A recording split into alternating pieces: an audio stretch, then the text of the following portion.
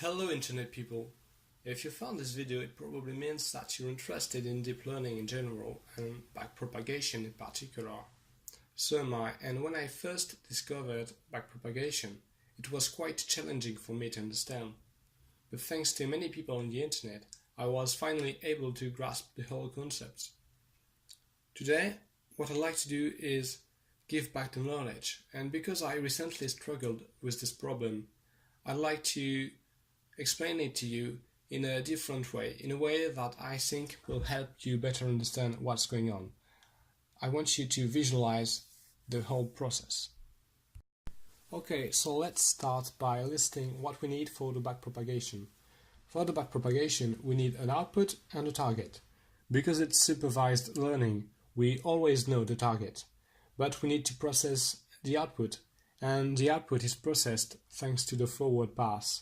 What it means is that for each steps, we will firstly need to do the forward pass, create the output, and we will have the output and the target for the backpropagation.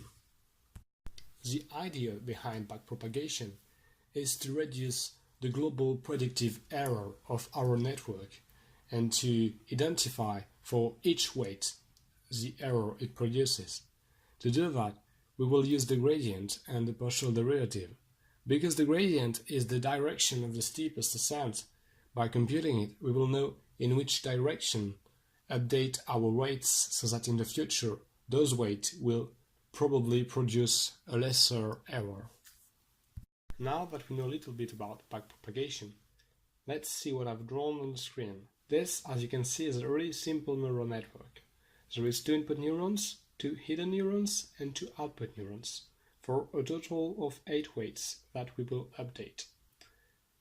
Because the error is produced on the right side of the neural network, we will proceed from the right to the left. So let's start by the first output neuron, O1. Because we are at the last layer, the computation of the gradient of these neurons differs a bit from the others. Indeed, we have 2 steps.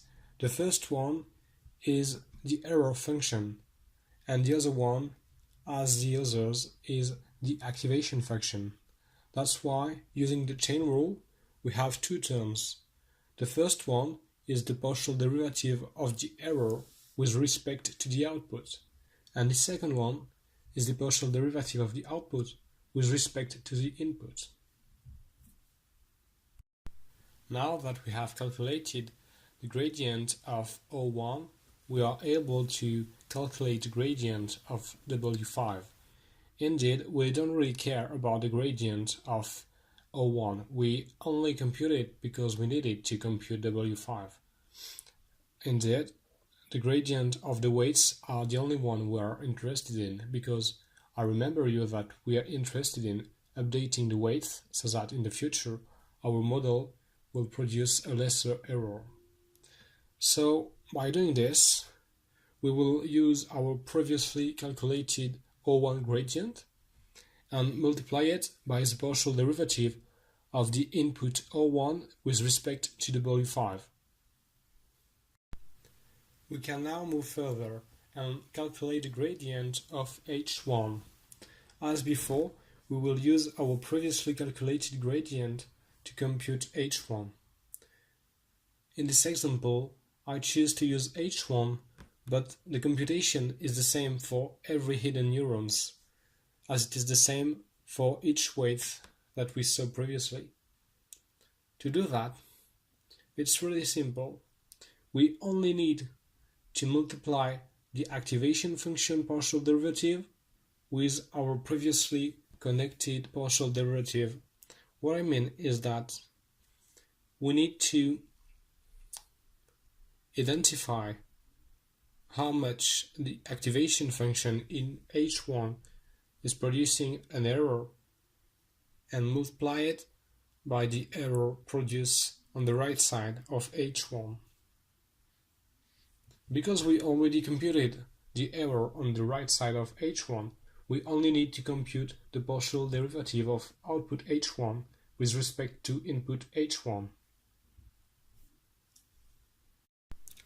So to recap, If you want to calculate the gradient of a node that isn't a final output node, by that I mean a hidden node, what you need to do is the sum of each weights multiplied by the gradient of the node it is connected to.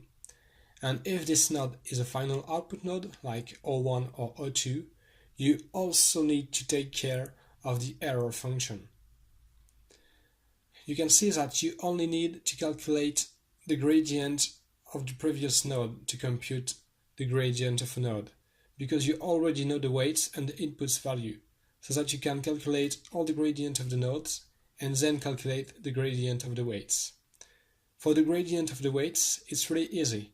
Because of the partial derivative, the gradient of a weight is the input multiplied by the gradient of the node it is connected to. Here is a quick reminder of what we have done. You can use it to try to implement your own code version. So you need to start from right to left. As we have seen, you need a previously calculated gradient to compute the new gradient on the left. Once you have computed all the nodes' gradient, you can now compute the weights gradients and adjust their weights thanks to your learning rate. You can repeat these processes until the average error of the network is satisfying. Now that we have seen the theory behind it, I'd like to dive more into details by applying some real functions. So here, let's pretend the error is calculated by a squared error function. That's a pretty basic error function. The output activation function is a sigmoid function, and the hidden layer has a ReLU function. Let's use some real functions to calculate the gradient of O1.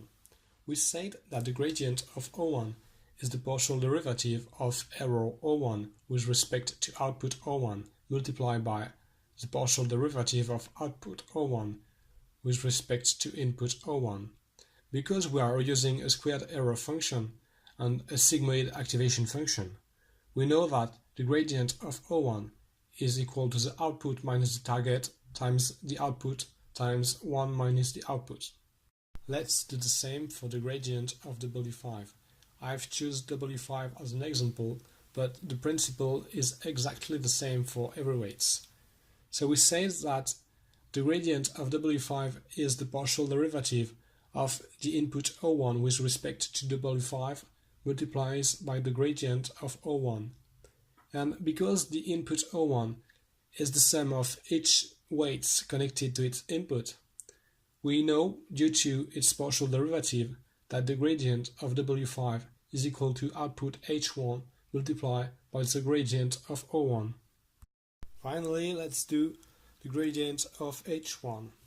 So it differs a bit from the gradient of O1 because, as I said, the gradient of O1 was also the gradient of an error function. Now for H1 and for each hidden neurons, it's more simple. You only need to take into account the activation function and the previously calculated right side. In our example, the activation function is a ReLU function. If we pretend that x, the input, is positive, we know that our gradient H1 is equal to 1 times W5 times the gradient of O1 plus W6 times the gradient of O2. We finally have all we need to update the weights. We have a weight value, we have its gradient, and we have a learning weight. If we repeat these processes enough time, the average error should normally converge. With a bit of luck, the error should even decline.